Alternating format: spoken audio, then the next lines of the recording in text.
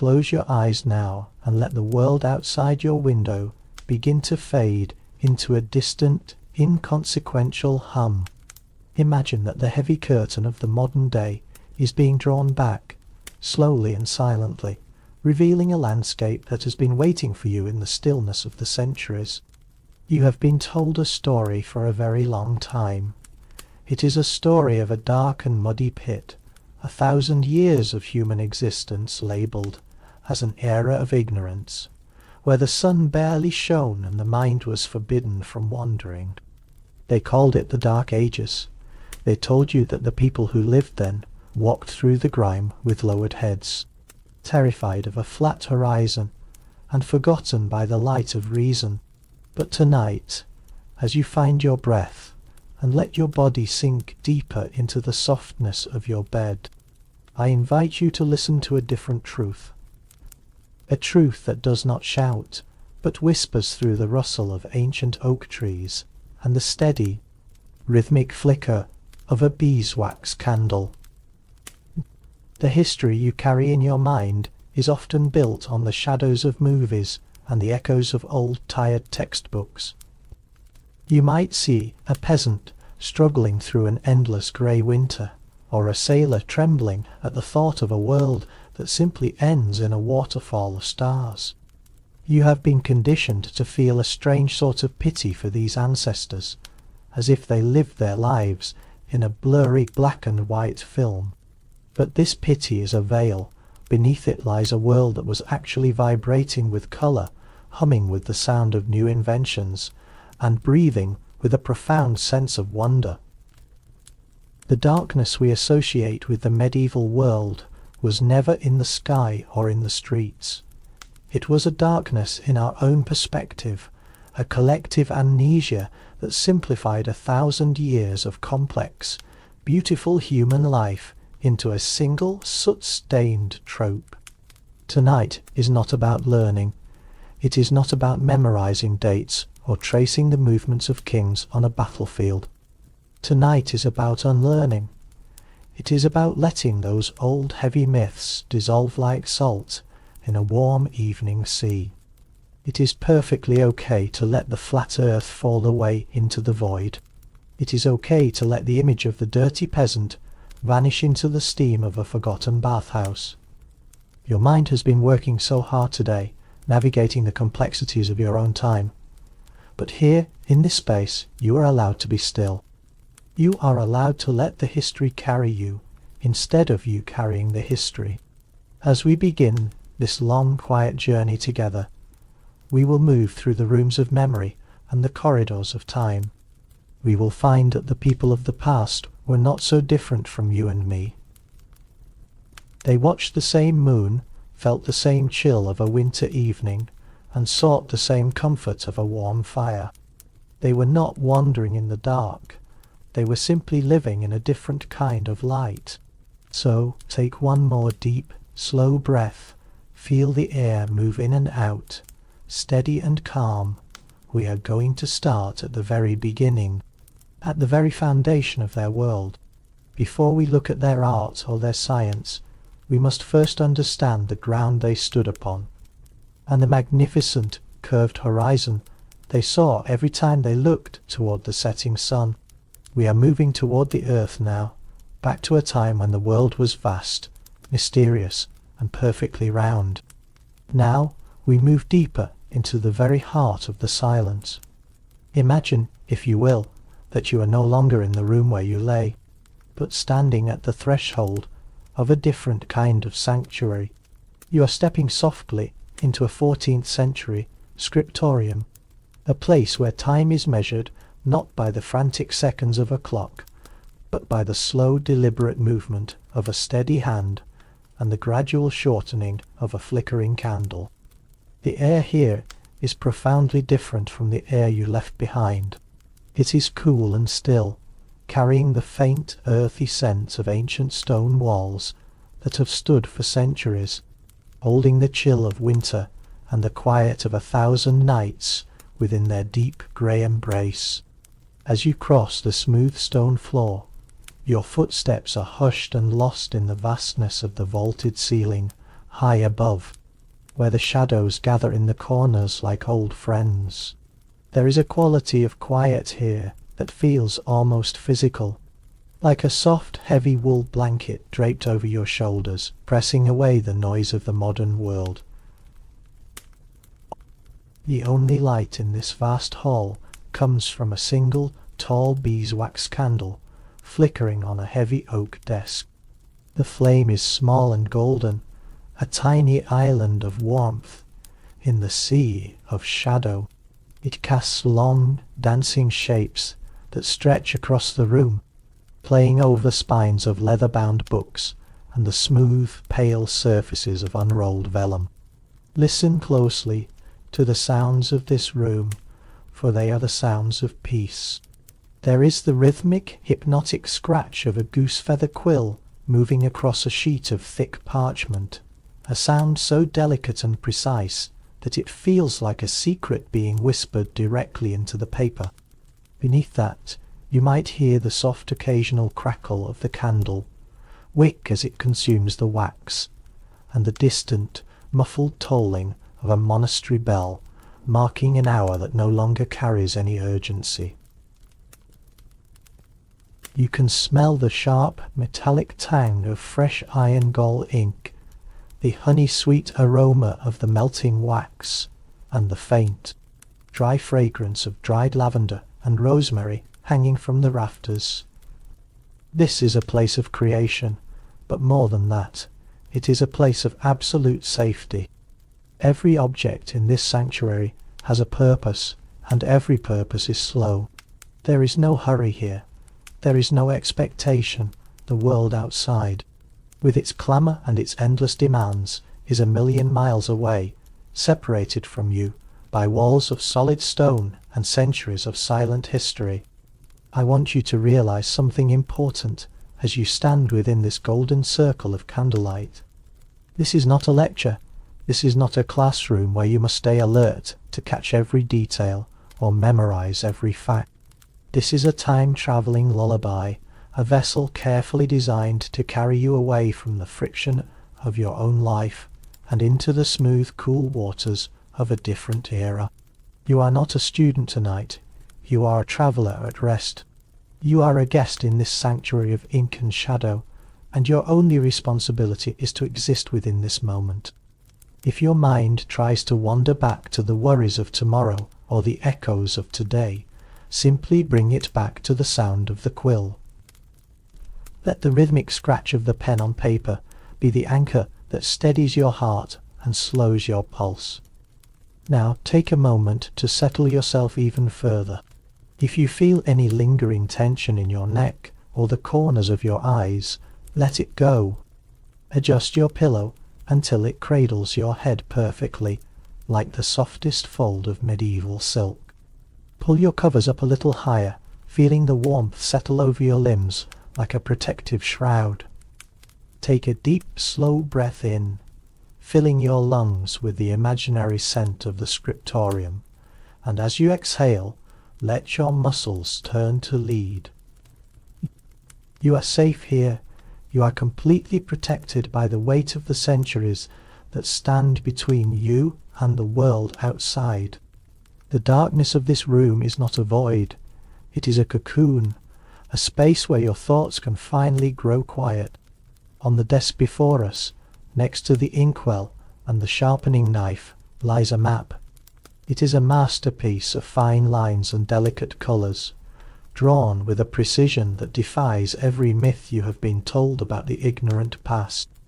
It is a map of a world that was vast, mysterious, and beautifully understood. As we lean in to look at the ink, still wet and shimmering in the candlelight, we begin to see the true shape of the horizon. We are about to look through the eyes of the man who sat here centuries ago, seeing exactly what he saw, not a world of jagged edges and falling water, but a world that curves beautifully away into the eternal blue. Let us look at the lines together. Let us lean closer to the parchment now, where the golden candlelight spills across a diagram so precise and so delicate that it feels almost modern in its elegant simplicity. For many generations, we have been fed a story that is as flat and as narrow as the world it tries to describe. We were told that before the year 1492, the human mind was trapped in a two-dimensional prison of fear and superstition. We are often asked to imagine Christopher Columbus standing on the weathered deck of the Santa Maria, staring into the dark, uncharted reaches of the Atlantic with a heart full of terror, while his crew whispered of mutiny because they feared the ships would eventually reach a jagged, terrifying edge and tumble into a celestial abyss where the stars themselves would swallow them whole. We are taught in our childhood classrooms that he was a lone visionary, a man of courage and science, fighting against a vast impenetrable wall of religious dogma that insisted the earth was a flat disk, covered by a heavy dome like a dinner plate. This story makes us feel comfortable in our modernity. It makes us feel like we are the only ones who finally opened our eyes to the true, majestic curve of the horizon. But here, in the profound quiet of this ancient scriptorium, I want you to let that myth drift away like wood smoke rising from a winter chimney. It is a fairy tale, a fiction invented much later in the 19th century to make the medieval world look foolish and stagnant. The truth is far more serene, far more intellectual, and far more beautiful. The truth is that if you had walked into this very room 700 years ago and asked the monk at this heavy oak desk about the shape of the world, he would not have laughed in confusion or branded you a heretic. He would have simply reached for the celestial models hanging from the rafters and explained, with a calm and steady voice, that the earth, like the human soul, seeks the absolute perfection of the sphere. He would have told you that a world created by divine order must, by its very nature, be symmetrical, balanced, and round. Look at the evidence they left behind in their silent libraries, recorded in the ink that still shimmers on the page before us. Long before the first wooden ship ever dared to cross the great salt-scented ocean, the scholars of the Middle Ages were devoted students of the stars. They spent their nights on the cold stone balconies of cathedrals, translating the intricate works of ancient Greeks and brilliant Arab astronomers, weaving those observations into a worldview that was profoundly three-dimensional. They watched the lunar eclipse with patient eyes and saw the shadow of our world cast upon the silver face of the moon, a shadow that was always, invariably, a soft and perfect curve. They noticed how, as a weary traveller moved south toward the warm winds of the Mediterranean, new constellations began to climb slowly over the southern horizon, while the North Star dipped lower and lower toward the dark line of the sea. They understood, with a quiet certainty, that this could only happen on a magnificent ball of rock and water. Even the most humble parish priest, living in a remote village far from the great universities of Oxford or Paris, knew of the Sphaera Mundi. This was a textbook used for centuries, a guide that taught every student that the earth was a globe situated at the very centre of a complex and musical universe. This knowledge was not a secret kept by a hidden elite. It was the very foundation of their reality. Think for a moment of the globus cruciger, the golden orb topped with a cross that every king and emperor held during their coronation ceremony. It was a heavy, solid weight in their palms, representing the entire world, held within a single hand. A king does not hold a flat plate to symbolize his power over the earth. He holds a sphere, a globe, a world that has no beginning and no end. Let us go deeper into the body of this ancient knowledge, feeling the weight of the facts as they settle in your mind. They did not just suspect the earth was round. They measured it with a quiet mathematical devotion that borders on the sacred. In the cool air of the high towers and the quiet courtyards of European monasteries, they used astrolabe's intricate brass instruments that look like frozen starlight captured in metal to calculate the circumference of the globe with startling accuracy. They were off by only a few percentage points. They knew exactly how much vast, rolling ocean lay between the rocky coast of Spain and the distant, spice-scented riches of the East. Their only mistake, their only beautiful oversight, was not realizing that an entire undiscovered continent lay in between. Columbus was not arguing that the earth was round. Everyone already knew that as surely as they knew the sun rose in the east.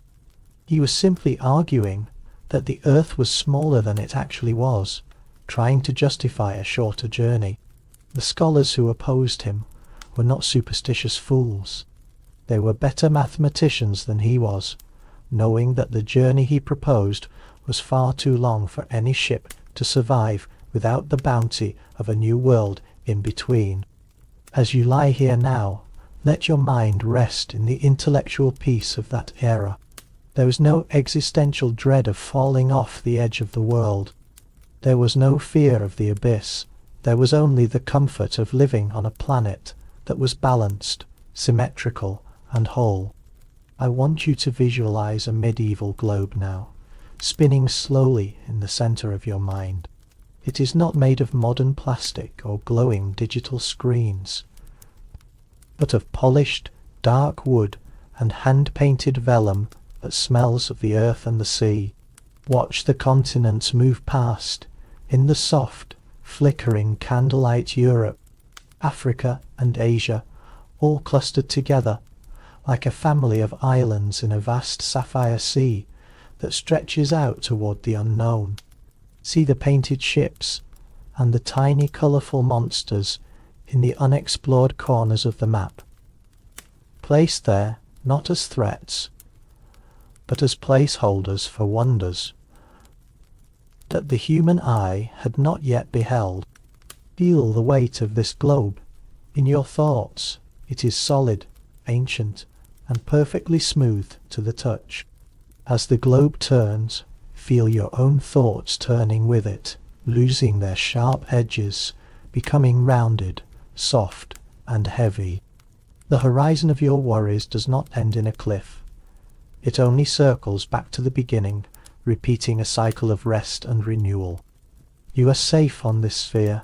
There is no edge to fall from. There is only the gentle, eternal curve that supports you, holding you fast against the warm heart of the world.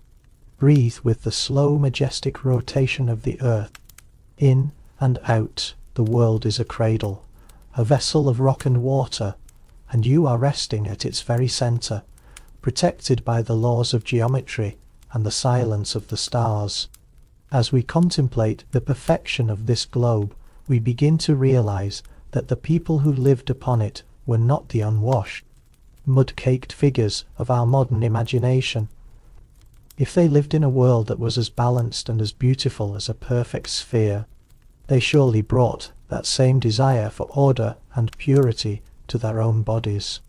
We have been told for so long that they lived in filth, that they feared the touch of water as much as they feared the imaginary edge of the world.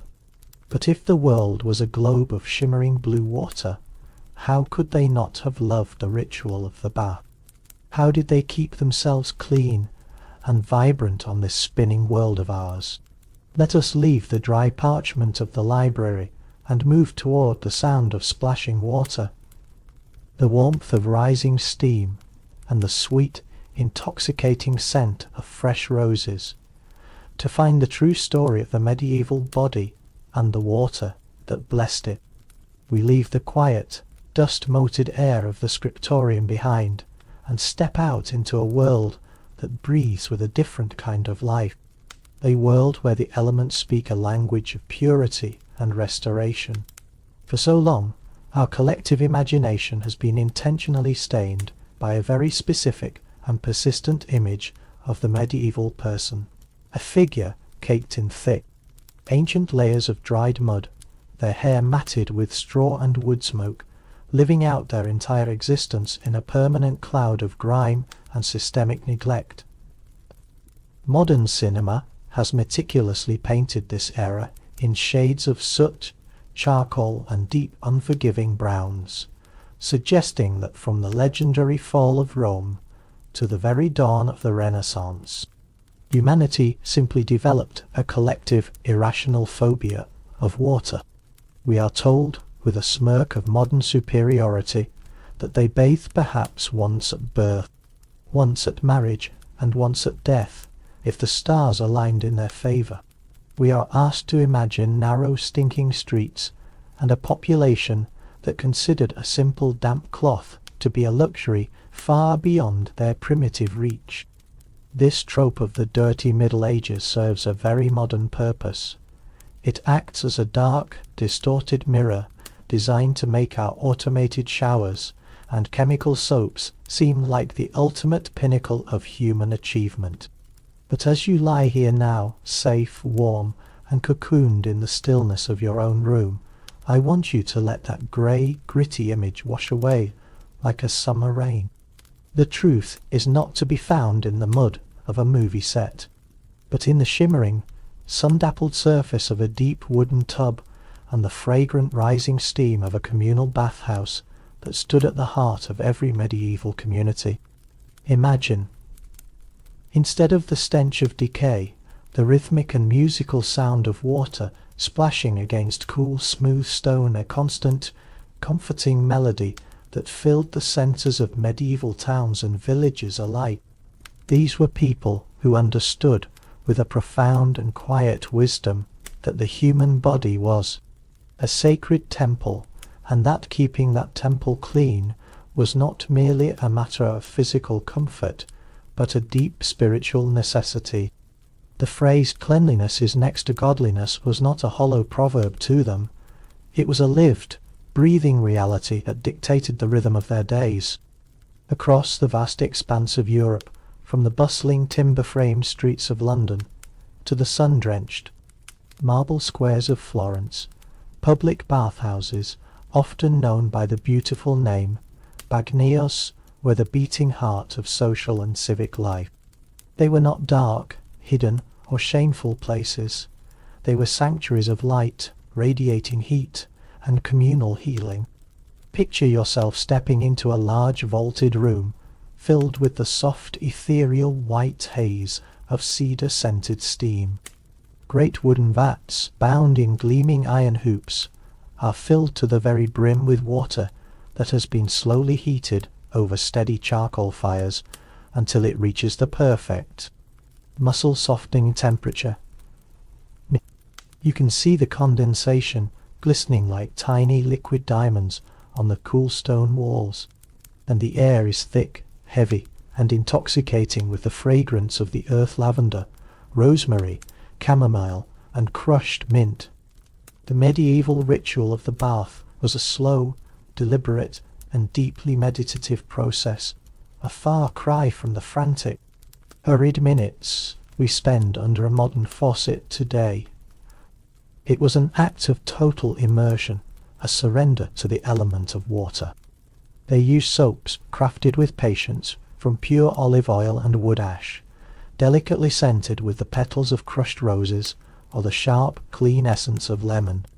They scrubbed their skin with soft linen cloths and smoothed their hair with intricate combs carved from polished bone or fine boxwood. For the wealthy and the noble, a bath might involve an elaborate arrangement of floating wildflowers and expensive, exotic oils brought by merchants from the distant, mysterious East. But even for the modest labourer, the shepherd or the weaver, the regular visit to the bathhouse was a non-negotiable part of the rhythm of their existence. It was a place where you caught up on the soft murmurs of the day's news, where you relaxed muscles that were weary from the heavy plough or the constant clatter of the loom, and where you felt the sheer, simple, and profound joy of becoming weightless in a world of warm water. They washed their hands with meticulous care before and after every single meal, a ritual of hospitality and respect that was strictly observed in every household. From the smoke-stained rafters of a peasant's hut to the high, cold halls of a lord's manor, they took an immense quiet pride in their appearance, in the snowy whiteness of their linen undergarments, and in the clarity of their breath, often chewing on dried cloves or fennel seeds to keep their senses sharp and their presence pleasant. There is a startling and beautiful revelation hidden deep within the steam of these ancient baths, a fact that shatters our modern misconceptions. Historians and archaeologists have found that the people of the 13th century were often significantly cleaner and bathed with far greater frequency than the powdered aristocrats of the much later 18th century. It was actually in the later, so-called Age of Reason, that a strange medical fear of water took hold of the European mind, leading people to hide their natural scents under heavy layers of toxic powders and suffocating perfumes. But the medieval person embraced the water with open arms. They saw it as a divine gift, a way to purify both the exhausted flesh and the wandering spirit. They believed with all their hearts that open pores allowed the invisible humours of the body to balance themselves in harmony with the cosmos, and that the gentle warmth of the bath could wash away the invisible stresses of the soul. When you look at the surviving records of their great cities, you find strict laws protecting the purity of the rivers, the careful management of waste, and the constant maintenance of the public fountains. They were a civilization that lived in a constant respectful dialogue with water, honouring its power to heal and cherishing its soft, liquid touch. I want you to sink deeply into this thought now, letting it cradle your consciousness like the warm, dark depths of a cedar tub. Visualize yourself sitting in a quiet, secluded corner of such a bathhouse as the evening sun begins to set. The world outside is growing cold and distant, but here the air is a thick, warm embrace that settles over you like a second skin. Feel the invisible, comforting weight of the steam as it settles on your forehead, opening every pore, softening every tight muscle in your neck and shoulders. Imagine a large, heavy linen towel, warmed by the nearby hearth, being wrapped slowly around your limbs. The scent of dried lavender and old wood is so vivid, so real, that you can almost taste its sweetness on the back of your throat. Listen to the gentle, hollow echo of water dripping into a stone basin drip. Drip, drip, the sound is a perfect metronome for your own pulse, slowing it down, bringing your heart into perfect alignment with the peaceful ancient movement of the room. Your limbs feel heavy, warmed from the very marrow of the bone outward, and the floor beneath you feels solid and eternal. The grime of the world, the endless lists, the digital noises, the anxieties of your modern life is not just being forgotten, it is being dissolved into the mist. It is flowing away from you, trickling down the stone drains, leaving your spirit as clear, as still, and as deep as a mountain pool in the moonlight. As you drift in this state of total liquid calm, you begin to realize that the exquisite care they took with their own bodies extended to everything they touched and everything they wore. A clean body, purified by fire and water, deserved to be draped in something magnificent, something that reflected the inner light and the outer vibrancy of the life they led. The steam of the bathhouse eventually begins to fade into the cool evening air, but the warmth remains deep within you, following you like a silent companion as you step out of the water and toward the vast, colourful wardrobe of the Middle Ages. We have been told they wore rags of dull grey and tired brown, but the truth is waiting for us in the weaver's busy shop and the dyer's deep, steaming vat. From the softness of the water, we move now to the softness of fine silk, and the breathtaking brilliance of 1,000 natural dyes. Finding at last that the medieval world was not just clean, it was a living, breathing masterpiece of colour and light. Take one more breath of the lavender steam, and let us walk toward the colours. We step out from the lingering warmth of the bathhouse, the soft, floral scent of lavender and rosemary, still clinging to our skin like a gentle memory, and we move toward the great sun-drenched wardrobe of the Middle Ages. For a very long time, we have been conditioned by cinema and old photographs to see the past through a lens of profound desaturation. When we close our eyes and think of the 14th century, we often see a world rendered in bleak shades of ash, heavy mud, and weathered grey wood. We imagine peasants in rough potato sack tunics of nondescript beige, and great stone cathedrals that stand as cold, skeletal monuments against a perpetually overcast and gloomy sky. We have been taught that vibrant colour was a luxury of the modern industrial world, that the past was a grainy black and white film waiting for the invention of the rainbow. This visual myth serves to make our own world feel more alive, more advanced and more vibrant. But as you lie here, in the deep stillness of the night, I want you to let that grey film slowly peel away from your mind. I want you to imagine that someone has reached out and turned the saturation dial of history all the way to the right. The Middle Ages were not a time of muted tones or dull shadows. They were a technicolor explosion, a world that lived and breathed in high-definition brilliance, where colour was not just an aesthetic choice, but a sacred language of status, spirit, and communal joy. Why do we remember the past so poorly? Part of the reason is that time itself is a patient thief of colour. The brilliant dyes of the Middle Ages were organic, meticulously crafted from the hidden alchemy of plants, minerals, and rare insects. Over 500 years of unforgiving sunlight and dampness, those vivid colours have faded into the earthy, muted tones we see in museums today. The stone cathedrals we admire today for their natural grey beauty were once painted in garish, magnificent reds, brilliant golds, and deep, regal blues, both inside and out. To a person of the Middle Ages, a plain, bare stone wall was unfinished, a sign of poverty, neglect, or a lack of imagination. Imagine walking into a great cathedral, not as it is now, a silent, grey forest of stone, but as a breathtaking kaleidoscope of living light. The walls are covered in intricate sweeping murals of deep forest green and brilliant vermilion. Every statue is painted with lifelike skin tones, glowing cheeks, and shimmering golden hair. And high above, the stained glass windows are not just static decorations, they are engines of liquid light.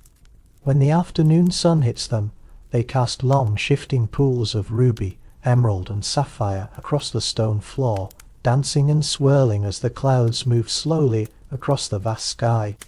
To enter a church was to leave the dull, earthly world and step into a vision of paradise, a place where colour was the primary witness to the divine presence.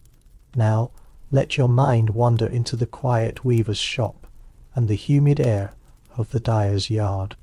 Here, the air is thick and heavy, with the earthy pungent smell of boiling vats and drying wool. The medieval palette was deep, incredibly rich, and remarkably diverse. Imagine the blue of Lapis Lazuli, a pigment so precious and rare that it was worth more than its weight in pure gold.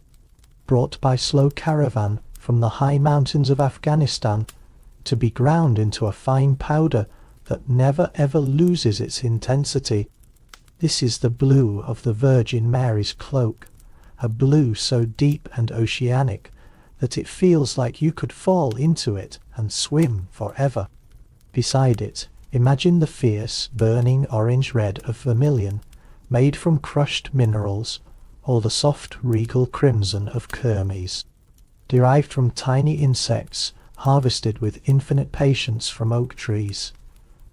The streets were filled with people, wearing tunics of bright saffron yellow, wad blue, and deep madder root red. Even the poorest peasant would strive to have at least one Sunday best garment dyed in a cheerful, hopeful hue. They loved the sharp contrast of colours, linings of one shade, sleeves of another, all embroidered with delicate threads of silver, gold, and silk. They lived in a world where the visual landscape was a constant, vibrant dialogue of brilliance. The true revelation of the medieval world is that it was, in many ways, a psychedelic experience for the senses. They did not have the artificial, flickering neon lights of our modern time, but they had something far more profound: the absolute purity of natural light interacting with the purity of natural pigment. When you look at a medieval manuscript, the illuminations are called that for a reason. The thin gold leaf catches the flickering candlelight and literally illuminates the page, making the colours vibrate and breathe. They were obsessed with the symbolism of light and clarity. To them, a bright, clear colour was a sign of a healthy, virtuous soul. They lived in a world of heraldry, where every knight's shield was a bold, geometric puzzle of primary colours designed to be seen clearly from a mile away across a dusty field. They lived in a world of immense tapestries that covered entire stone walls with scenes of thousand-flower gardens, where every individual petal was a different shade of silk. As you lie here now, try to replace every single grey memory of history with a sudden flash of gold, a spark of brilliant scarlet, and a deep wash of oceanic blue. The past was not a dark age. It was an age of blinding, beautiful, and eternal light. I want you to focus your mind now on a single peaceful image to help your thoughts drift into the realm of dreams. Visualize a large weathered wooden vat filled with steaming, crystal clear water, sitting in a quiet, sunlit courtyard surrounded by climbing ivy. A master craftsman stands over it, holding a bundle of raw, cloud-white wool in his calloused hands. He reaches for a small ceramic bowl filled with crushed madder, rooter deep, earthy, and pulsating crimson powder. Watch with your mind's eye as he slowly tilts the bowl and lets a single concentrated drop of red dye fall into the clear, still water. See how the colour does not just sink, it blooms, it spreads in slow curling ribbons of liquid smoke, turning the water from clear to soft pink, then to a rich, pulsating burgundy. The white wool is lowered in, slowly, inch by inch, soaking up the heat and the ancient hue. Watch the fibres soften as they drink the deep colour. The movement of the water is rhythmic, swirling in slow, heavy, and mesmerizing circles.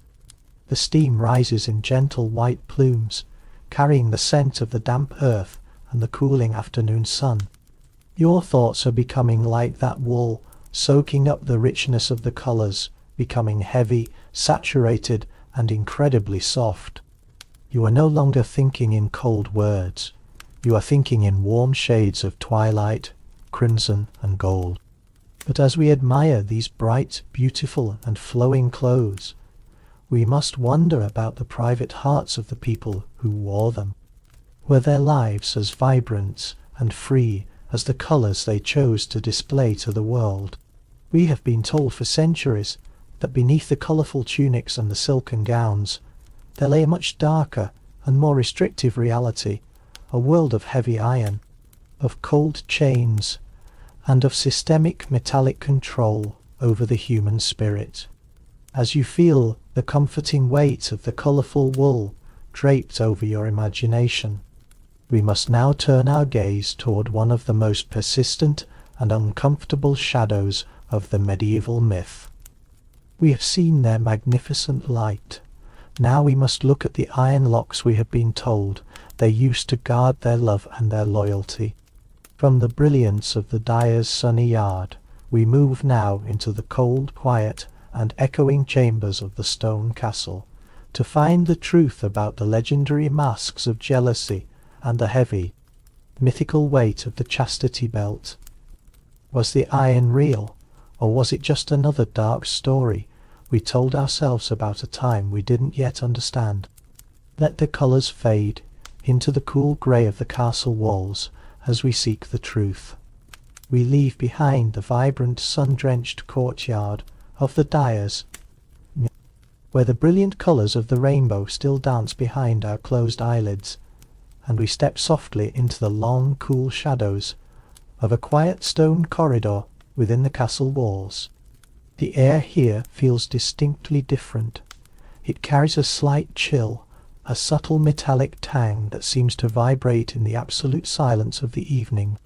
For many centuries, our popular stories about this era have featured a very specific, very dark, and deeply unsettling image, the image of the cold iron lock. We have been conditioned to believe that the medieval heart was a place of deep, dark suspicion, and that the medieval man was essentially a cruel jailer within his own home.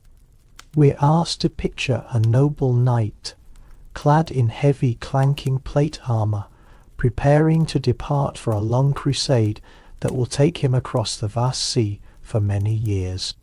Before he mounts his horse, he turns to his young wife with a cold metallic click, locking her into a horrific and jagged contraption of iron and heavy leather, the legendary chastity belt. We see these bizarre objects in museums today, rusted, imposing, and terrifying, displayed as absolute, physical proof of a barbaric and backwards age where love was guarded by blacksmiths, and women were treated as mere property to be bolted shut for safekeeping. This image is so deeply ingrained in our modern culture that it has become a shorthand for the entire Middle Ages, a time of systemic cruelty, of primitive obsession, and of a shocking, total lack of basic human trust.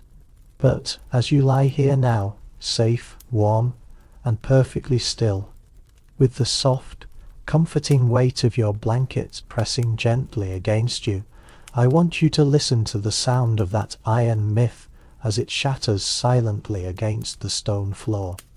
The persistent story of the medieval chastity belt is in reality one of the most successful and long-lasting pranks ever played on the collective human mind. When we look at those rusted, heavy iron cages displayed behind museum glass cases, we are not looking at authentic artifacts of the 14th or 15th centuries. Instead, we are looking directly into the vivid, often bizarre, and highly repressed imagination of the 19th century. Most of the chastity belts that exist in the world today were actually forged in the 1800s, during the height of the Victorian era. The Victorians lived in a strange, paradoxical obsession with the Middle Ages. They professedly loved the idealized notions of knights and chivalry, but they also desperately needed to believe that they were infinitely more civilized, more moral, and more enlightened than their ancestors. They created these iron curiosities as physical proof of how far humanity had supposedly progressed from the dark, primitive past. They were museum hoaxes, designed specifically to shock, titillate, and entertain a public that was eager for sensational stories about the so-called Dark Ages. If we pause for a moment to consider the sheer practical logistics of such an object, the myth begins to dissolve. A human being forced to wear a restrictive cage of iron and leather against their skin would succumb to severe infection, skin ulceration, and fatal sepsis within a matter of mere days. It is a biological, medical, and hygienic impossibility. No medieval knight, no matter how blinded by jealousy, would lock his wife in a device that would effectively guarantee her painful death long before he even reached the next coastal town. The true medieval world was a place of complex law, of intricate social contracts, and perhaps surprisingly to us, of a great deal of domestic and economic autonomy. When we search with academic patience through the vast, meticulous legal records of medieval courts records that were kept with such detail, they tell us everything from the fluctuating price of a single chicken to the intimate, painful details of a marital divorce. We find absolutely no mention of these iron devices. They do not appear in the royal laws, they are absent from the extensive medical texts of the time, and they are never referenced in the private candid letters of the high nobility. Instead of iron, we find a society that relied on something far more powerful and far more subtle: social standing, communal pressure, and solemn religious oaths. The medieval person lived in a small interconnected world where your word was your bond, and where the entire community acted as the silent guardian of morality. They did not need blacksmiths to enforce fidelity, because they lived within a dense web of family, church, and neighbours who observed almost every action. The iron lock was, in its original context, a literary metaphor, a joke used in satirical poems and bawdy stories to poke fun at the absurdity of jealous husbands, much like we might use a hyperbolic cartoon image today. It was a dark joke that the Victorians, in their earnestness, took literally because they wanted to believe the past was a place of total darkness, so they could bask in the light of their own self-perceived progress. There is a gentle, soothing irony in this realization, a reason to smile softly as you drift further toward the edge of sleep. We have spent hundreds of years feeling a misplaced pity for the medieval woman, imagining her trapped in a nightmare that was actually a Victorian museum prank. When you look at the true, unvarnished history, you see women who were powerful and resilient, women who managed vast estates, who ran influential trade guilds, and who navigated a complex, often dangerous world with intelligence, grace, and grit. They were not locked away in iron. They were woven inextricably into the very fabric of their society. The laughter you might have heard in a medieval marketplace was not the sound of rattling chains, but the sound of people who understood the many absurdities of human life just as well as we do today. The Victorians, with their stiff high collars and their rigid formal morality, were actually the ones obsessed with the concept of absolute control. They projected their own deep-seated anxieties and their own desire for dominance onto a past that was actually far more earthy, far more practical, and far more human than they could ever bring themselves to admit. Visualize that rusted iron belt in your mind one last time, but watch closely as it begins to soften, glow, and eventually dissolve in the golden warm light of the historical truth. It is not made of solid cold metal. It is made of nothing more than thin paper and old ink, a tall tale told by people who lived long after the Middle Ages had quietly ended. See the harsh iron bars turn into soft, pliable ribbons of colourful silk. See the heavy, jagged padlocks melt away like soft beeswax placed too near a warm hearth. There is no weight remaining on your chest, no restriction on your breathing, and no invisible cage around your spirit. You are free to move through the long, quiet halls of history without the heavy burden of fear or the shadow of cruelty. The past is not a prison house. It is a long, winding, and fascinating story told by people who were just as flawed, just as weary, and just as hopeful as we are in this very moment. Feel the final remnants of tension leave your body as the myth of the barbaric ancestor fades away into the dark. You can breathe deeply and slowly now, knowing that the people of the long ago were not monsters of iron, but creatures of soft flesh, warm blood, and resonant laughter. As the heavy false weight of the iron disappears completely, we find ourselves standing in a world that feels lighter, more fluid, and infinitely more open. But if the iron wasn't real, what can we say about the precious time it was supposedly designed to guard? We have been told that time in the Middle Ages was a chaotic blur of sun and shadow, that they lived their lives without the precision or the care of our modern world. But as the iron locks dissolve into the mist, we begin to hear a new and distinct sound, the steady, rhythmic, and hypnotic heartbeat of a magnificent new invention.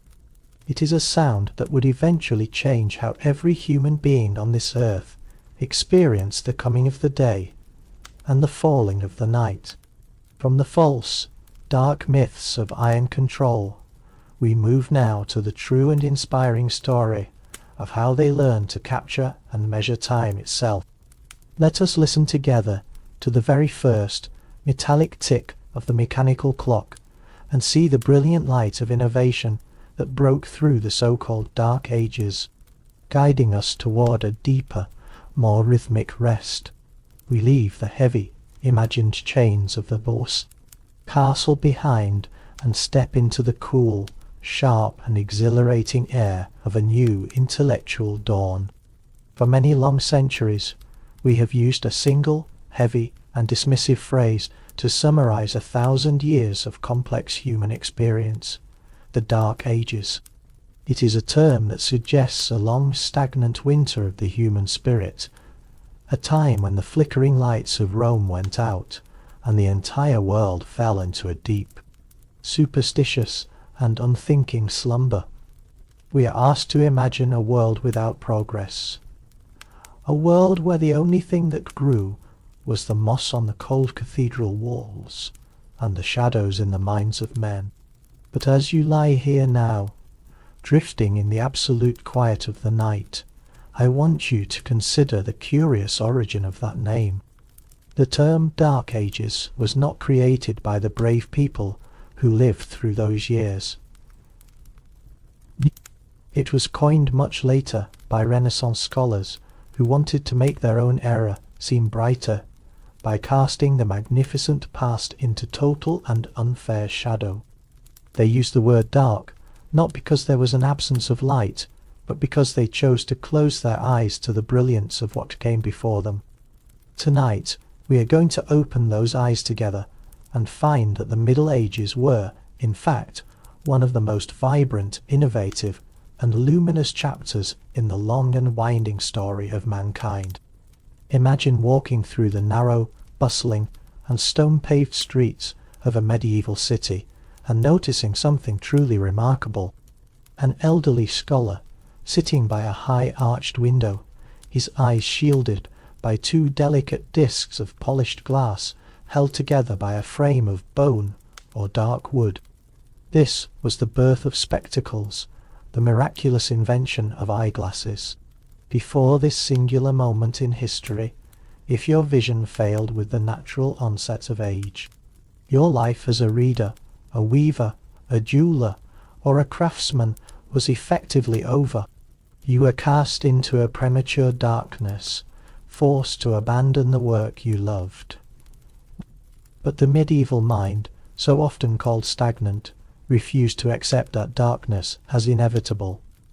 They learned the delicate arts of grinding glass into precise mathematical curves, capturing the ambient light and bending it to serve the human eye once more. This was not just a tool. It was a quiet revolution of the senses. It doubled the productive and creative life of every thinker and artist. It was a defiant, beautiful statement that human ingenuity could overcome the frailties of the aging body. And while they were expanding the physical reach of the eye, they were also expanding the infinite reach of the mind. This was the era that gave birth to the university, not just as a collection of buildings, but as a revolutionary concept of universal learning. In places like Bologna, Paris and Oxford, thousands of students gathered from across the entire continent, speaking a common melodic language of Latin, to debate the complexities of law, medicine, and philosophy. They created a culture of inquiry that has never truly stopped. Every time a student walks across a quiet campus today, they are walking in the long, invisible shadows of a medieval scholar who believed with all their heart that the world was a sacred puzzle waiting to be solved by reason. But perhaps the most profound and mesmerizing innovation of all was the way they learned to capture the invisible. For all of prior human history, time had been a fluid, seasonal, and somewhat unreliable thing, measured only by the gradual lengthening of a shadow on a sundial or the rising and falling of the salty tide.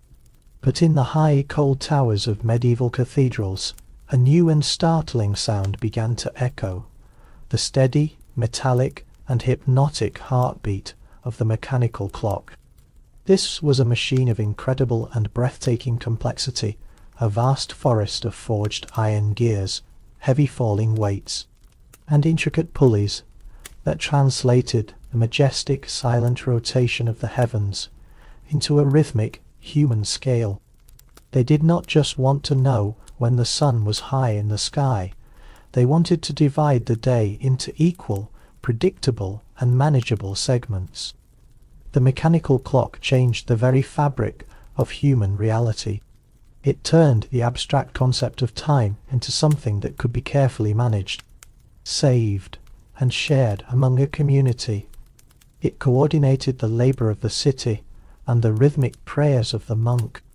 It was the first true robot, a machine that worked day and night without a moment of rest, a mechanical heart beating for the collective good.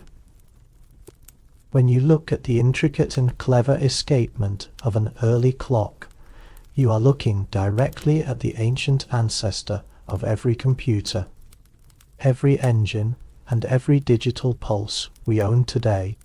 The great and peaceful revelation of this era is that the Middle Ages were not a stagnant pit of despair, but one of the most innovative and daring leaps in the history of our entire species. They gave us the heavy iron-tipped plough that transformed the dense northern forests into vast bread baskets for the hungry. They gave us the spinning wheel that clothed the world in soft wool and silk. They gave us the architectural miracle of the flying buttress, allowing heavy stone walls to be replaced by towering sheets of stained glass that soared toward the heavens like petrified light. They were obsessed with the light of reason, believing firmly that the more they understood the intricate mechanics of the world, the closer they came to the mind of its creator. They were not cowering in the dark. They were building the tall ladders of science and technology that we are still climbing today. This was an age of brilliant anonymous engineers, daring architects who played with gravity, and philosophers who were not afraid to ask the most difficult question of all: why? I want you to focus your mind now on the sound of that very first clock. Visualize a high, quiet stone chamber in a cathedral tower, far above the sleeping city and the silent fields. The air here is cold, still, and smells faintly of forged iron and thick olive oil. In the center of the dark room stands a massive, imposing frame of hand-forged metal. Listen with your whole being to the sound of the escapement, the tick-tock, tick-tock. It is a heavy, rhythmic, and deeply, deeply hypnotic sound. It is the sound of time finally being tamed by human hands. Each individual tick is a tiny, precise moment of perfect order in a vast and sometimes chaotic universe. Feel the steady, unwavering rhythm of the clock begin to sync with the natural rhythm of your own breathing. Your breath moves in, a tick. Your breath moves out, a tock. The sound is steady, unwavering, and feels eternal. It tells you that there is a place for everything in this world, and that everything is moving in its proper, destined time. The darkness outside the tower windows is not a threat. It is simply the necessary space between the hours. The world is moving forward, gear by gear, weight by weight, carrying you safely and surely toward a deep, structured, and restorative rest. As you listen to the rhythmic, metallic heartbeat of the medieval clock, you begin to realize that time moved very differently for them. It was not the frantic, fragmented, and breathless time of our modern digital world, but a deep, rolling, and majestic tide that allowed for immense patience and broad perspective. Because they understood the mechanics of time so well, they also understood the natural rhythm of a human life with a depth we have often forgotten. We have been told for so long that their lives were universally short, brutal, and tragic, but as the clock ticks on in the tower, we begin to see that a life in the Middle Ages had a length, a purpose, and a quiet dignity that we never expected to find. If they could capture the hours with such incredible precision, how many of those precious hours did they actually get to enjoy? From the rhythmic ticking of the great clock, we move now from the tower down to the warm hearth of the village, to discover the true, surprising length of a medieval life and the quiet, enduring peace of the elders who watched the centuries pass by with clear eyes and spectacles. Let us follow the sound of the clock into the heart of the home. We leave the rhythmic, metallic heartbeat of the high cathedral clock and descend the stone spiral stairs, moving slowly back toward the horizontal world, where the pulse of life is measured not in gears or iron weights, but in the slow, patient turning of the seasons and the steady, quiet growth of a family tree. For as long as we have been told stories of the Middle Ages, our collective imagination has been haunted by a single, terrifying, and deeply misleading number. 30. We have been conditioned by countless textbooks and movies to believe that the medieval world was a frantic and fleeting existence, a society populated almost entirely by the very young, where a person was considered an ancient elder by their 25th birthday and was likely resting in a cold grave by their 30th. We imagine a landscape devoid of wisdom, a world of exhausted adults and fatherless children, where the transition from the cradle to the shroud was a swift, brutal, and inevitable slide. This statistical shadow makes the past feel like a foreign and tragic country, a place of constant, unnecessary mourning, where human potential was always cut down long before it could ever hope to bloom. But as you lie here now in the profound safety of your room, feeling the slow, deep, and steady rhythm of your own heart, I want you to let that number 30 simply dissolve into the darkness like salt in a deep sea. It is a mathematical ghost, a profound misunderstanding of data that has for too long obscured the true, long, and remarkably dignified lives of our ancestors. The persistent myth of the short medieval life is built upon a tragic and modern misunderstanding of statistical averages.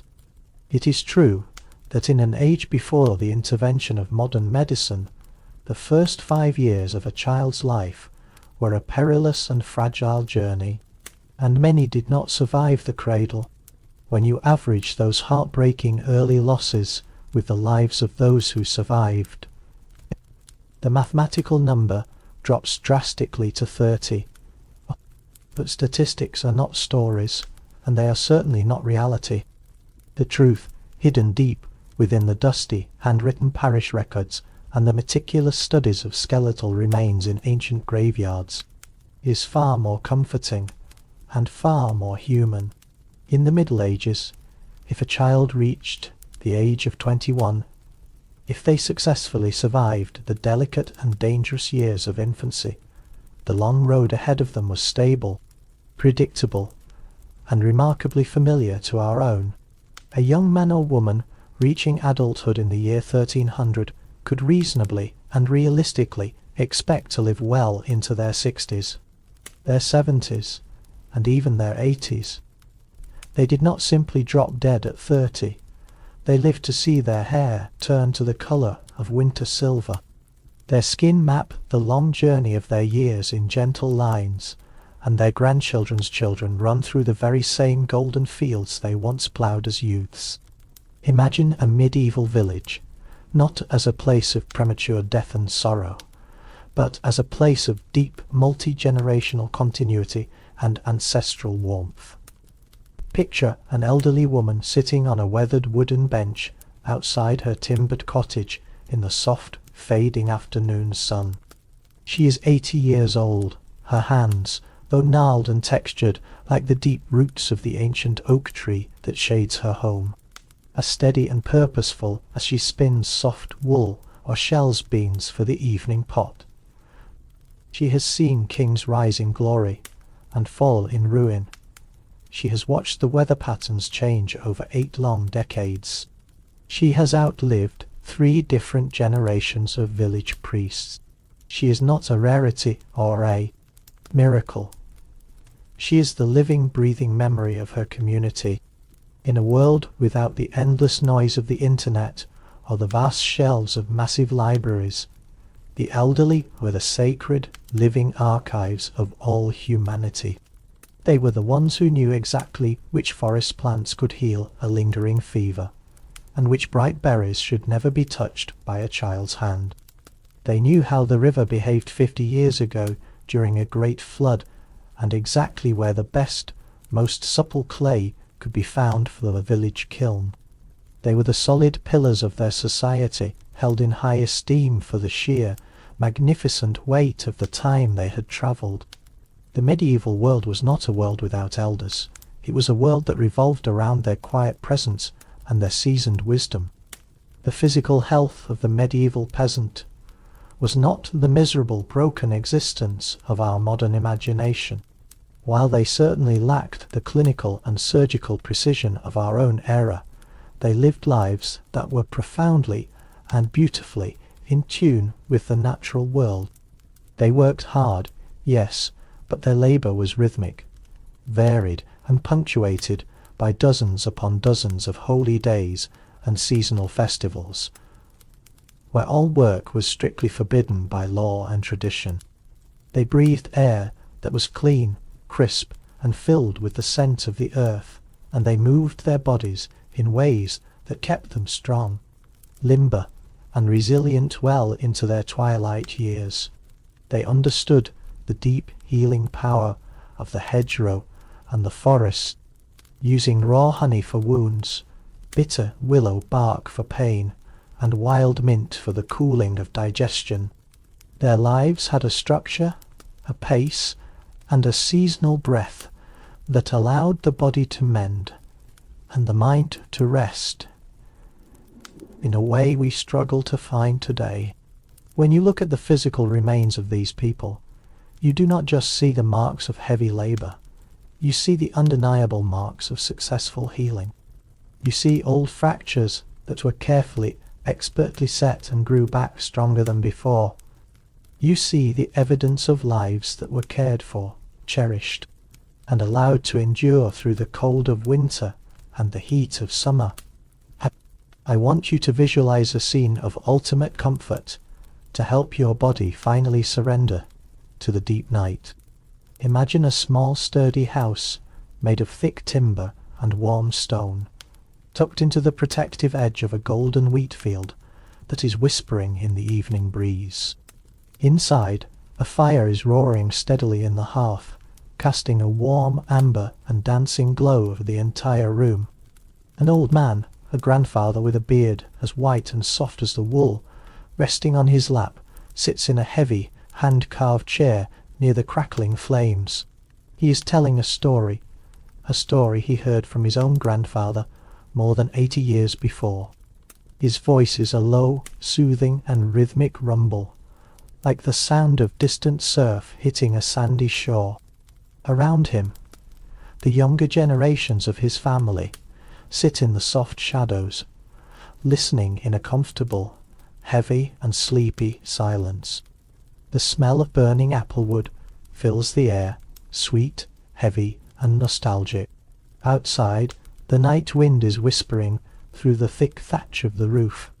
But inside, time has slowed to a crawl. The grandfather's presence is a living anchor.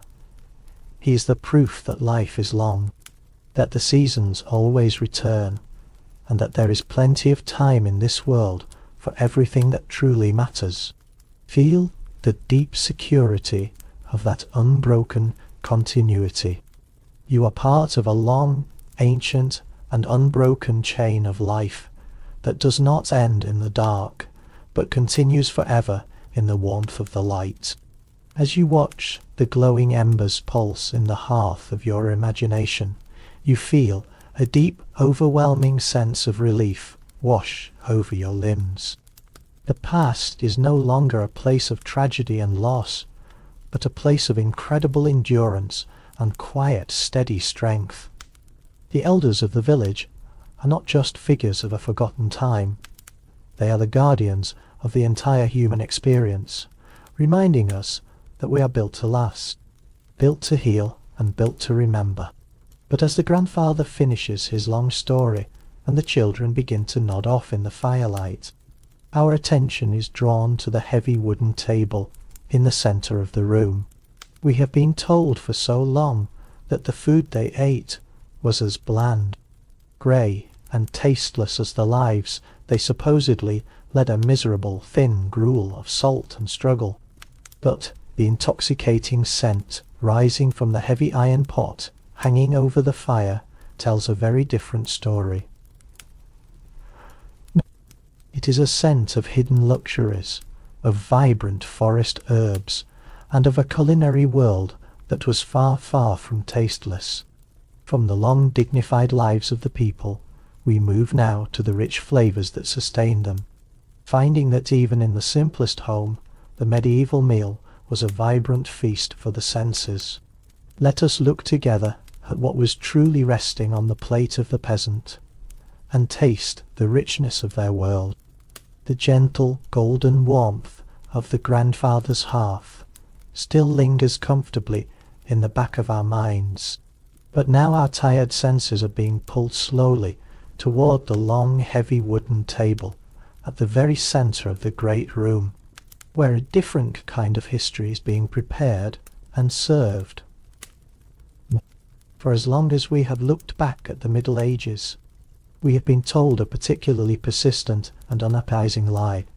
We have been conditioned to believe that the medieval palate was a dull, grey, and miserable landscape of desperation, a world where people simply choked down heavy, flavourless gruels, or much worse, used a frantic and wasteful amount of expensive spices to mask the gagging stench of rotting, putrid meat. This modern myth paints our ancestors as people who lived on the permanent edge of sickness, too primitive to understand the basics of food safety, and too desperate to care about the quality of what they consumed. It is a story designed to make our modern refrigerators and sterile supermarkets seem like a miracle of human evolution. But as you lie here now, tucked into the absolute coolness of your sheets, I want you to let that sour grey image of the medieval meal vanish forever into the rising steam of the cooking pot.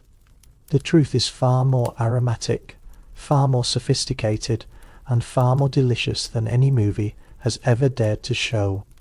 The medieval kitchen was not a place of mere survival.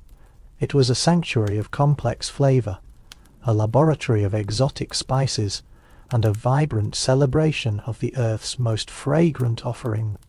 Consider for a moment the sheer, staggering cost of the spices that graced a medieval table. In the 14th century, a single pound of black pepper was worth more than a common peasant's weekly wage, and a small, delicate pouch of saffron was guarded with the same intensity and security as a chest of heavy gold coins. These were not cheap cover-ups for spoiled food. They were the ultimate symbols of high status, global connection, and refined taste. A merchant or a lord would never dream of wasting a small fortune in rare cinnamon, cloves, and ginger on a piece of meat that was past its prime. To do so would be like painting a rotting wooden fence with liquid gold. Instead, they treated their spices with a level of reverence and culinary complexity that would put a modern gourmet restaurant to shame. They understood the delicate, masterful balance of the sweet and the savoury, creating intricate sauces that combined the sharp, clean acidity of vinegar with the deep, sun-drenched sweetness of dried currants, dates, and wild forest honey. They were absolute masters of the green sauce, a vibrant, zesty blend of fresh parsley, mint, garden sage, and vinegar that cut perfectly through the richness of roasted meats. Their food was not a grey blur. It was a riot of colour and a symphony of curated taste. Imagine standing in the high-ceilinged, stone-walled kitchen of a great manor house as the sun begins to dip low below the horizon, casting long, amber fingers of light across the floor. The air here is thick, heavy, and intoxicating, not with the smell of decay, but with the multi-layered aroma of a grand feast in progress. You can smell the deep, carnal scent of venison roasting slowly over an open spit, its fat dripping into the glowing embers with a rhythmic, comforting hiss. But over that base note of savoury richness, there is a high, dancing melody of spices that fills the room. There is the warm, woody scent of cinnamon sticks simmering slowly in a pot of dark wine, the sharp numbing tingle of cloves being crushed by hand in a heavy stone mortar, and the earthy exotic perfume of nutmeg being grated over a dish of creamed, buttery leeks. They used almond milk as a luxurious, creamy base for their soups, and they flavoured their heavy breads with anise and caraway seeds. Their vegetables were never boiled into submission, but were sautéed with fresh butter and fragrant garden herbs like hyssop and wild thyme. A noble's banquet was a carefully curated sensory experience, a slow-motion explosion of flavour designed to linger on the tongue and in the memory long after the final course was cleared. This gourmet reality extended even down to the simpler, humbler homes of the village. While the common peasant might not have possessed a hidden hoard of expensive ginger from the distant east, they had the absolute seasonal brilliance of the hedgerow and the kitchen garden. Their meals were built on a solid foundation of pottage, a thick, nourishing stew of beans, grains, and whatever vibrant vegetables were in season at that moment. But it was far from bland or boring. They seasoned their iron pots with wild garlic, pungent mustard seeds, and the sharp, bright, lemony bite of sorrel. They understood the vital importance of freshness, eating food that had been plucked from the cool earth only a few hours before. They had a relationship with their food that we have largely lost in our modern age. They knew the unique personality of every herb and the very soul of every grain they harvested. They lived in a world where every meal was a direct, thankful conversation with the land they lived upon. I want you to focus now on the lingering sensory details of this feast, to help your body sink deeper and heavier into your mattress. Visualize a heavy silver bowl filled to the brim with warm spiced wine known as claret infused with long pepper and a hint of honey. See the steam rising from it in slow, lazy, and mesmerizing curls, catching the soft orange light of the dying fire. Imagine taking a deep, slow breath, pulling that warm scent deep into your lungs. It is the smell of comfort, of wealth, and of a world that cared deeply about the pursuit of pleasure. Now, imagine the taste of a single perfectly roasted pear, simmered for hours in red wine and dusted with a whisper of fine cinnamon. Feel the incredible softness of the fruit as it dissolves on your tongue, the warmth of the spice spreading through your chest like a glowing coal. The sounds of the kitchen are fading away now. The clatter of the iron pots and the soft murmur of the cooks are becoming a distant rhythmic hum. Your jaw is heavy and completely relaxed. Your tongue is still, resting in the warmth of your mouth. Every single muscle in your face is smoothing out, becoming as soft as the fine white bread served at the king's high table. The meal is finally over. The great wooden platters have been cleared away, and the lingering scent of cloves and roasted meat is being slowly replaced by the clean, dry, and smoky smell of the dying fire. The stomach is full and warm, the spirit is content, and the body is now perfectly ready for the deep, velvet silence of the night. Night. But as the candles are snuffed out one by one, and the shadows in the great hall grow long, thin, and distorted, we realize that the stories we tell about the past are often light. The flickering light on the wall, always larger and more terrifying than the real objects that cast them. We have successfully debunked the myths of the dirty, the ignorant, the flat earth believers, and the short-lived. But there is one final lingering shadow that remains in the corner of the room.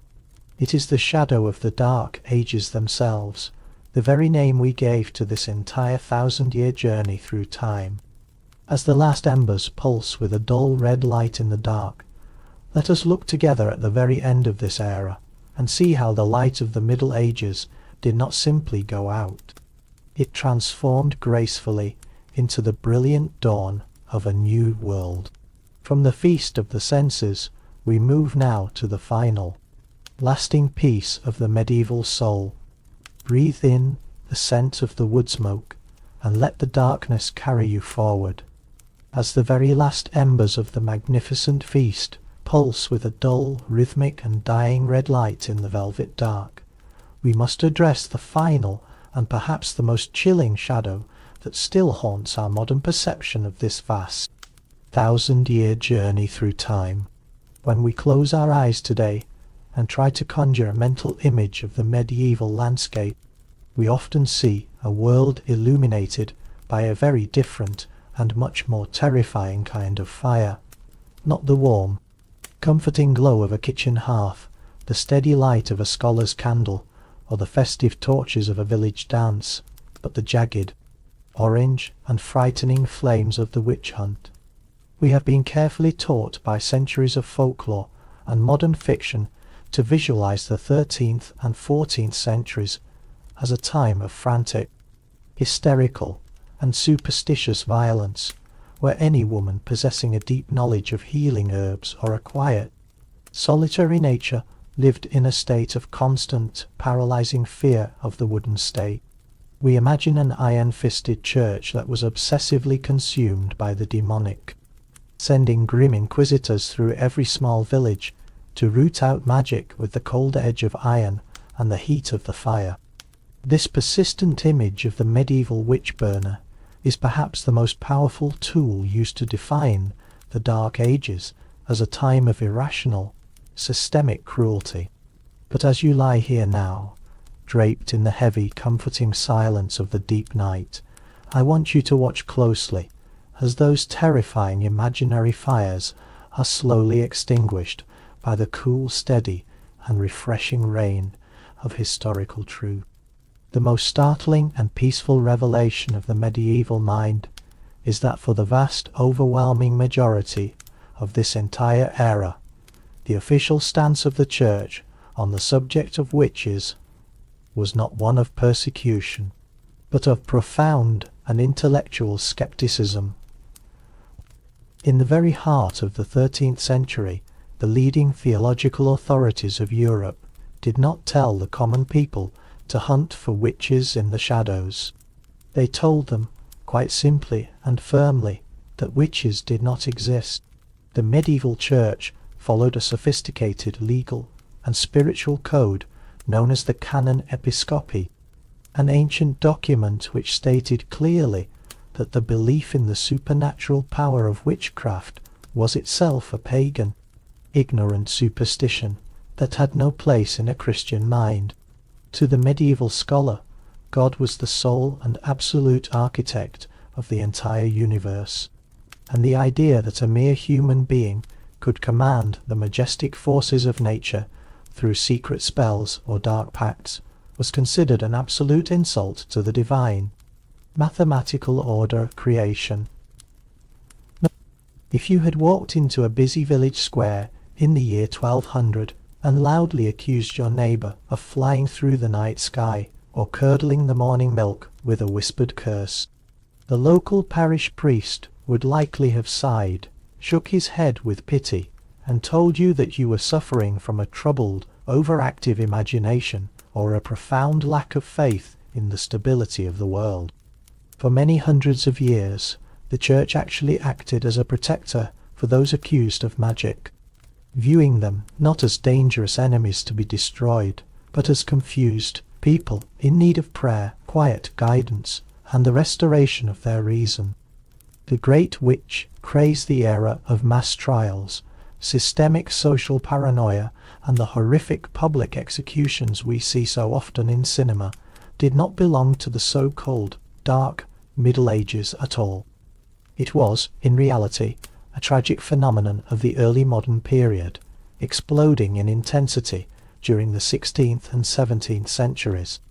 It was actually the Age of Reason and the very dawn of the scientific revolution that saw the highest and most tragic number of witch trials, fueled by the deep-seated anxieties of a world undergoing rapid, chaotic, and frightening changes in religion and politics. The medieval person, by contrast, lived in a world that was remarkably grounded in a very different kind of logic. They saw the supernatural as a part of the tapestry of life, yes, but they saw it as something far more structured, far more predictable, and far less chaotic than the later panics would ever suggest. The fires we imagine burning brightly throughout the 14th century were, for the most part, entirely unlit. The Dark Ages were, in this specific regard, a long time of surprising legal restraint, intellectual calm, and a refusal to believe in the shadows that later generations would find so terrifying.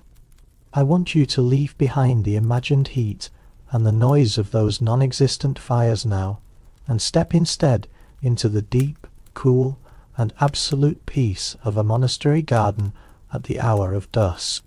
The golden sun has finally disappeared behind the distant, rolling purple hills, leaving the vast sky a soft, bruised, and beautiful indigo. The air in this high-walled garden is perfectly still, carrying only the clean, damp, and fertile scent of turned earth, and the faint, sweet, and lingering perfume of the evening primrose. Imagine walking very slowly along a narrow path made of fine crushed grey stone. The sound of your slow steps, a gentle rhythmic crunch that grounds you entirely in the present moment. In the very centre of the garden is a small ancient stone fountain where the clear water flows steadily over a lip of soft green, moss-covered rock with a sound like a continuous low-frequency hum.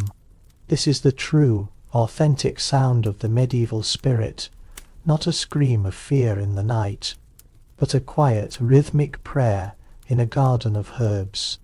Visualize the monks moving, like slow shadows through the twilight, their heavy, dark wool robes brushing softly against the aromatic bushes of lavender, rosemary, and thyme. They are not looking for demons in the corners. They are looking up at the first stars, recording the majestic and predictable movements of the planets, and tending with gentle hands to the medicinal plants that will be used to heal the village tomorrow morning. The shadows in this garden are not places of hidden fear or lurking danger. They are places of deep and necessary rest. They are soft, they are cool, and they are protective. As you watch, the very first stars begin to prick through the deep indigo fabric of the sky. Feel the last lingering tension in your own spirit begin to dissolve into the air. The violence, we were told, defined this entire age was largely a long shadow cast backward by the anxieties of later generations. You are safe in the hands of history. The past is not a threat to your peace. It is a long, quiet, and beautiful evening that has finally and gracefully come to its natural end. The shadows are fully here now, wrapping themselves around the ancient monastery garden and around the walls of your own room in a single, seamless, and dark embrace. Our journey through the myths and the hidden lights of the Middle Ages is nearing its natural, quiet loop, circling back slowly to the profound silence from which we first began our travels. We have walked together through the colourful, vibrant streets. We have tasted the rich, spiced feasts of the manor, and we have looked through the clear glass of the very first spectacles. We have discovered together a world that was round, a world that was clean, a world that was innovative, and a world that was lived in for a very long time. Now, as the very final light of the monastery garden fades away into the true velvet black of a quiet medieval night, it is finally time for you to let go of the stories and the history altogether. The fire is out, the heavy book is closed, and the only thing remaining in the universe is the soft, rhythmic, and peaceful breath of a world at rest. From the absolute quiet of the garden, we move now across the final threshold of sleep, where the weight of history ends and the lightness of your dreams begins. Close your eyes and let the silence take you home. The monastery garden has faded into a sea of soft velvet shadows, and the air in your room has become as still and as sacred as a silent cathedral at midnight. We have travelled a vast distance tonight, not just through the centuries, but through the many layers of myth that have for so long obscured the true, vibrant face of our ancestors. We looked for the dark, but we found a world of light. We looked for the dirty, but we found the shimmering steam of the bathhouse and the scent of fresh lavender. We looked for the ignorant, but we found the precision of the mechanical clock and the clarity of the first spectacles. We looked for the short-lived, but we found the silver-haired elders telling stories by the hearth, their lives as long and as sturdy as the oaks that shaded their homes. This 1,000-year journey was not a stagnant winter. It was a long, slow-motion spring, a time of deep roots and steady growth that eventually blossomed into the world we stand upon today. You are not a stranger to this past. You are its continuation, a living thread in a tapestry that is still being woven with every breath you take. As you drift now in this state of perfect liquid calm, I want you to imagine a final destination for your dreams. Visualize a small, cozy medieval inn, nestled in a valley of wildflowers. The walls are made of warm timber, the windows are small and glowing with candlelight, and the bed is piled high with soft linen and heavy wool. The air smells of wood smoke and dried apples. Imagine that when you wake up tomorrow, the sun will be streaming through those small windows, and the world outside will be clean, colourful, and full of quiet wonder. If you could wake up in that room, in that vibrant version of history we discovered tonight, what is the very first thing you would ask the innkeeper? Would you ask about the spices in the kitchen, the mechanism of the town clock, or the secrets of the dyer's yard? When you wake up in your own time, refreshed and restored, come back to this place and tell me what you asked. Your thoughts are the bridge between the then and the now, and the conversation of history never truly ends. It only waits for your voice to join it once again. But that is a thought for the morning. For now, the only task is to let the weights of the world fall away. My voice is becoming a distant murmur, a soft wind rustling through the pages of an old heavy book. Feel your body becoming heavier and heavier, sinking into the mattress as if it were a bed of soft moss in a summer forest. The gears of the clock have slowed, the dyer's vat has cooled, the cathedral doors have been locked for the night. The light of the Middle Ages is not gone. It is simply resting, glowing softly like a banked fire beneath the ashes, waiting for the dawn. The story of history is a circle, a great and beautiful loop that always returns to the beginning, to the peace of the earth and the silence of the stars. You are part of that circle. You are safe within its curve. Everything is quiet. Everything is still. Everything is exactly as it should be. The candle on. The desk has burned down to a small pulsing blue flame. The wick is black and curled, and the wax has pooled into a smooth, translucent lake that reflects the absolute stillness of the room. Watch that flame in your mind. It is steady. It does not flicker. It is a tiny star in a vast dark universe, slowly, very slowly. The blue flame grows smaller. It retreats toward the wick, glowing with soft, dying intensity. The light on the stone walls begins to recede, pulling the shadows closer, wrapping the room in a protective, velvet blanket of grey and black. The world is retreating. The centuries are retreating. There is only the silence outside. The moon hangs high over the jagged silhouette of a cathedral, a silver coin cast into a deep well of indigo. The light of the moon is cold, clean, and ancient. It shines down on the quiet fields, on the sleeping forests, and on the rivers that flow with a rhythmic liquid pulse toward the sea. The water moves in the dark, a constant whispering flow that carries away the last remnants of the day.